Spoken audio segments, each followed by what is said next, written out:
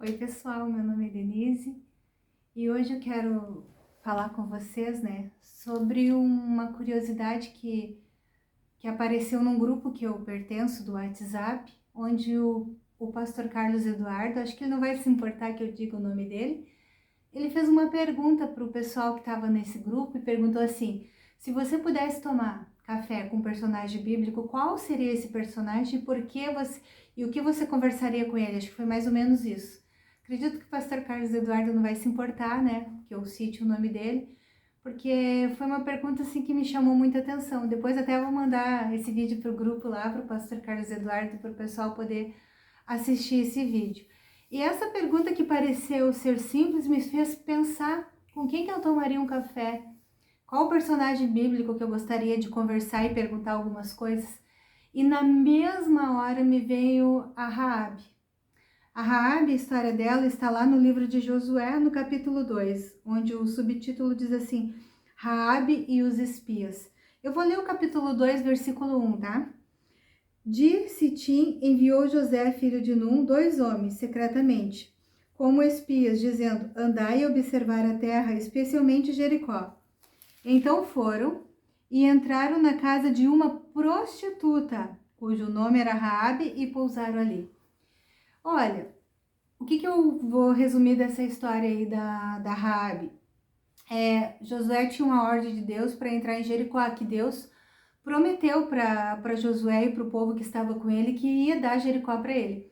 Mas Josué, como um bom servo de Deus e como um bom líder, foi espiar a terra. O que ele fez? Ele mandou 2 espiões. Eu quero que você leia lá o capítulo 2 de Josué para você entender toda essa história. E a pessoa que ajudou eles foi Raabe, uma prostituta, né? E aí, por ela ter ajudado esses 2 homens de Deus, o que aconteceu? Quando Jericó foi invadida, Raabe e sua família foram poupadas.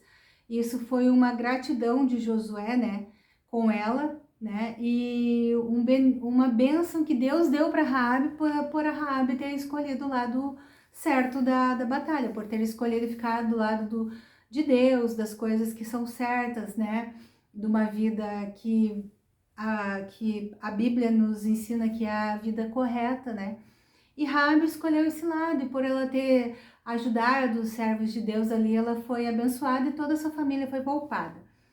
E se eu tomasse café com a Raabe, eu acho que eu ia perguntar para ela, o que motivou ela a ajudar os servos de Deus. A própria palavra diz aqui, que ela sabia da fama desse Deus que nós servimos. Então eu acho que ela quis escolher Deus porque ela queria ficar do lado do vencedor.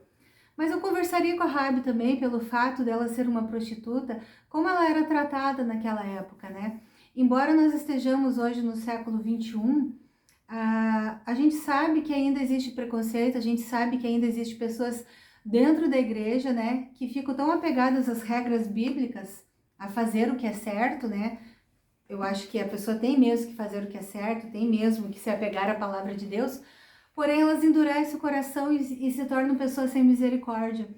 Eu já convivi com muitas pessoas, sabe, moradores de ruas, prostitutas, pessoas que estavam nos vícios, e elas são taxadas assim pela sociedade: o drogado, olha lá a vadia, nem sei se pode falar isso no vídeo, sem vergonha, isso, aquilo, aquele ladrãozinho. Eu vou só dar um exemplo para vocês. Por exemplo, se fosse um filho nosso, a gente que estivesse nas drogas, a gente não ia dizer: olha lá o meu filho drogado. As pessoas falariam: o meu filho é dependente químico. Mas o filho, às vezes, da vizinha, é drogado, o filho de outra pessoa é drogado. Então, eu conversaria com a Raabe e, sabe, assim, para entender a bondade do coração dela, se ela fez isso por bondade, se ela fez isso por interesse, porque eu não acho errado a gente fazer o bem e esperar uma recompensa, Que eu acho que foi o que a Raabe fez. E quantas pessoas ali, de repente, que naquela cidade de Jericó, não eram do povo de Israel, mas quantas pessoas que talvez se dissesse temente a Deus ou que acreditasse em Deus, que não tiveram a bondade que a Raabe teve, Então eu sempre fico pensando, comparando as histórias da Bíblia com os dias atuais e vendo quanta gente dentro da igreja hipócrita, safada, né, que comete os pecados escondidos. O problema não é cometer o pecado. O problema é estar em pecado e apontar o dedo para outra pessoa. É isso que é o que me incomoda hoje em dia, né? Como alguns já sabem, eu fui pastora titular de uma igreja durante 10 anos, administrando a igreja, e eu vi tanta religiosidade, sabe, nesse tempo, tantas pessoas que aparentemente com a aparência, assim, de ser santas, de ser tementes a Deus e com o coração tão duro. Eu não me lembro se é em Jeremias que diz, eu não me lembro, não, Jeremias não, me esqueci aonde fala, que a vontade de Deus é transformar o coração de pedra em coração de carne, né? Eu não me lembro aonde que está escrito, mas depois eu vou procurar aqui. Mas o versículo diz assim, que Deus quer transformar o nosso coração de pedra em coração de carne. E eu vejo assim que a religiosidade, ela atrapalha as pessoas de ser sensíveis, ela atrapalha as pessoas de ter misericórdia, atrapalha as pessoas de fazer o que é certo, né? Elas não têm empatia com o sofrimento dos outros, acho que essa palavra é certa, empatia, né? Apatia é o contrário, né? Apatia é não se identificar, empatia é se identificar. Acho que é isso, né? Espero não estar falando nada errado.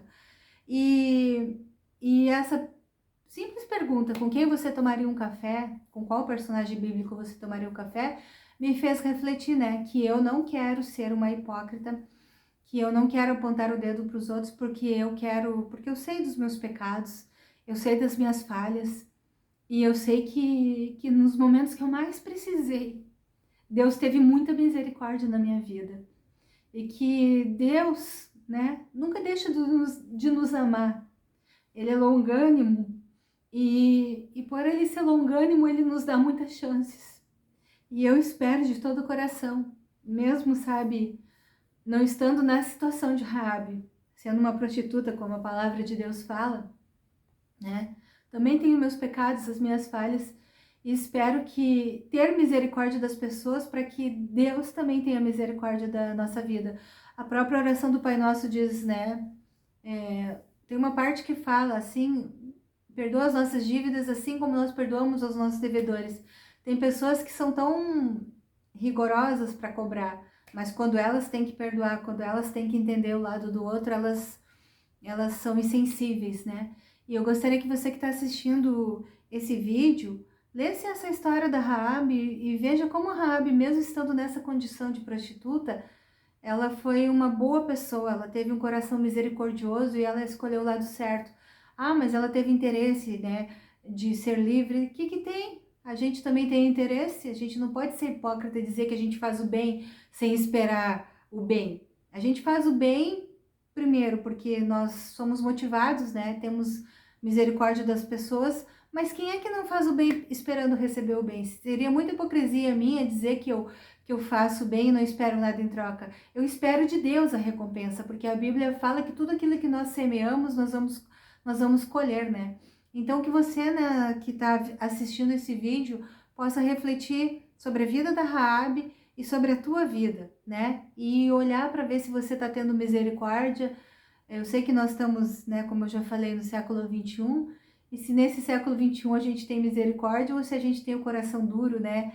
E está dentro da igreja e ali julgando os outros com tanto rigor, né? E às vezes não olhando para a nossa própria vida.